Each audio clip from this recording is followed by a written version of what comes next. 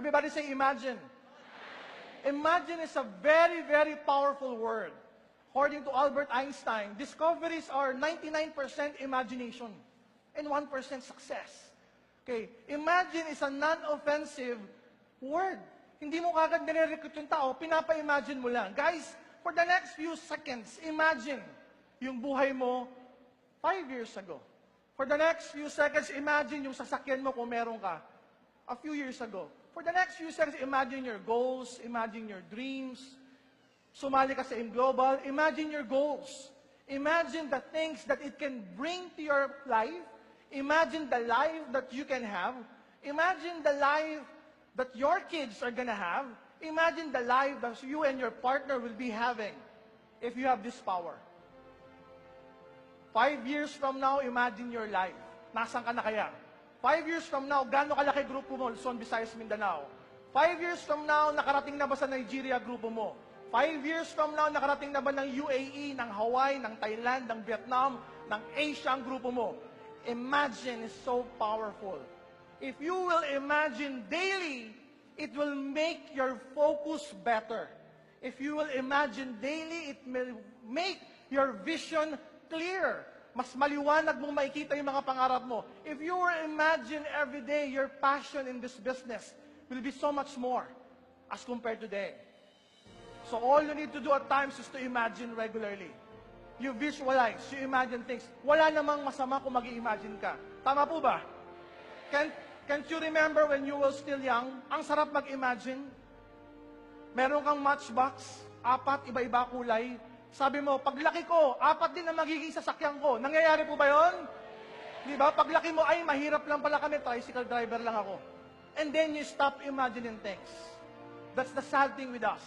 When we stop imagining, we stop growing.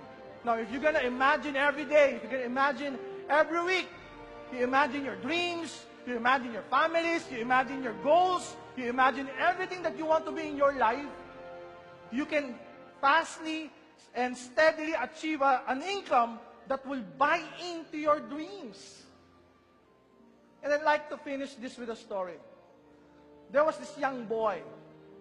Grade 5 siya sa isang mababang paaralan ng Francisco F. Benitez.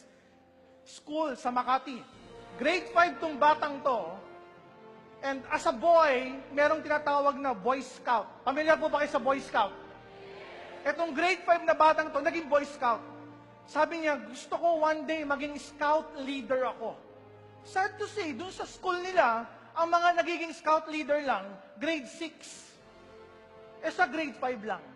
So, hindi siya pwede maging scout leader. So, there was a time, nagkaroon ng gathering lahat ng Boy Scout. Inter-district, there were literally thousands of Boy Scouts in those convention. Ang sinabi ng scout master, yung pinakamataas na Boy Scout, na medyo may edad na, okay guys, develop and organize your group. Lahat ng grade 6, magkaroon kayo ng kanya-kanyang grupo. Create your own team.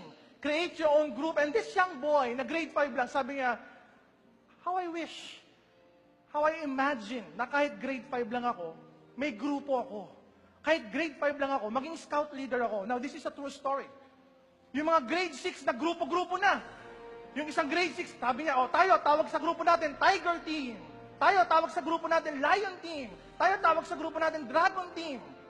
Nagkaroon ng maraming grupo-grupo. Ngayon, itong grade 5, natira siya. Tapos may natira din ng mga ibang mga estudyante, mga grade 3, grade 4, grade 5, yung mga 4 na taon na nag-grade 6. Ngayon, magkakahalo sila doon, nakatayo lang. Walang kumukuha sa kanila to be part of the group. Ngayon, sabi ng Scoutmaster, bakit wala kayong kagrupo? Sabi ng isa, Scoutmaster, wala pong kumukuha sa amin, ayaw yata nila sa amin. Sabi ng Scoutmaster, tinuro yung boy. Ikaw, anong grade mo na? Scoutmaster, grade 5 lang po ako. Pwede na yan. After 1 year naman, mag-grade 6 ka na. Ikaw, ang siyang scout leader, scout master ng grupo mo. Bahala ka. Gumawa kayo ng grupo, pangalanan mo yung grupo mo. Ito yung boy, after imagining all of these things, tuwang-tuwa siya sa wakas. Scout master na ako, scout leader na ako, pwede na akong bumuo ng grupo. Yung mga kagrupo niya, yun na nga, yung mga dapat high school, grade 4 pa rin. Tapos yung iba masyadong bata, grade 3, grade 4 lang. Sinabi niya, sige ako leader ha, ang pangalan ng grupo natin is Scorpio Team. Sabi ng mga bata, bakit Scorpio? Eh kasi nakuha na nila lahat ng mga pangalan eh. May dragon na, di ba, meron ng tiger, may lion na. Tayo, Scorpio na lang. Kasi during that time, uso yung Scorpio Knights. 1972. Totoo po ito. I was telling you, this is a true story. Ngayon, dumating yung Scoutmaster, yung matanda. Pagdating ng gabi, sabi ni Scoutmaster, guys, we will play a game. We will play a game. May hawak na stick yung Scoutmaster. Ngayon, the game is like this. Kapag tinuro ko yung stick sa grupo nyo, you will create the sound of your group. Yung Scoutmaster, tinuro doon sa Dragon Team. Sabi ng Dragon Team, Rrrr! Yung Scoutmaster, tinuro sa Lion Team, Rrrr! Yung Scoutmaster, tinuro doon sa Monkey Team, Meow! Ngayon, naubos na lahat ng team.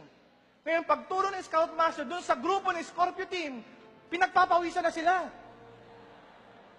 Sabi ng mga groupmates niya, leader, ano ba tunog ng Scorpio? Sabi, wala, tahimik yun eh. Eh, ano gagawin natin para tayo mag-iingay? Hindi gaganto na lang tayo. Sabihin natin, ba't di kayo maingay? Tahimik nga kami, pero makamandag naman kami. So ano nangyari? Pagturo ng Scoutmaster, doon sa grupo ng Scorpio Team, wala silang ingay. There were no noise being made by those group. Gumagano lang sila. Tawanan ngayon lahat. Tawanan lahat ngayon ng grupo. Sabi nila, walang tunog. Tapos sabay-sabay sila, di baling wala kaming tunog, makamandag naman. And sadly, sabi ng Scoutmaster, yung matanda, ano ba naman klase yung grupo nyo? Ang dami-daming hayop na may tunog. Ba't kumuha kayo ng hayop na walang tunog? Kayo yung mga tira-tira sa grupo. Kayo yung mga dapat high school na, nasa elementary pa. Tapos yung leader nyo, grade 5 pa. Malamang, sa lahat ng grupong to, kayo yung walang mararating. Sabi ng Scoutmaster na matanda. And this young boy, keep on imagining things. Hindi, there will come a time. Mananalo din tayo sa mga race. There will come a time, mabilis din tayo makakagawa ng bonfire. There will come a time, if we keep on imagining things, we will be the best group in our inter-district conference. Years and years passed by. This young boy, he grew up without a father. This young boy grew up without a father. He became a doctor. He married a doctor. This young boy who grew up as a doctor partnered with Francis Miguel. He partnered with John Aspirin. And this young boy created the largest and most powerful MLM organization in the Philippines. Yes! And soon, the MLM organization in Asia, and soon, the MLM organization in the world.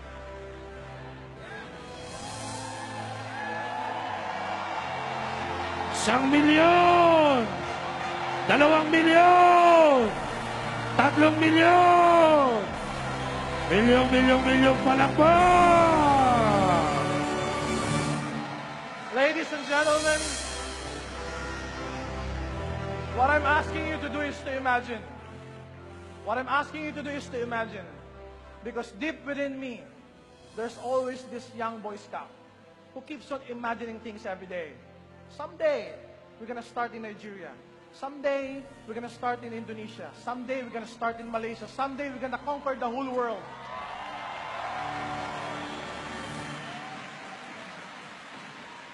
And we are accomplishing it step by step, day by day, week after week, month after month. My name is Doc Ed, and I'm a Boy Scout, and I'm telling you, imagine every day. Thank you very much. God bless our company. 1 milyon! 2 milyon! 3 Milyon palakpak! Milyon palakpak! Dr. Ed Abando!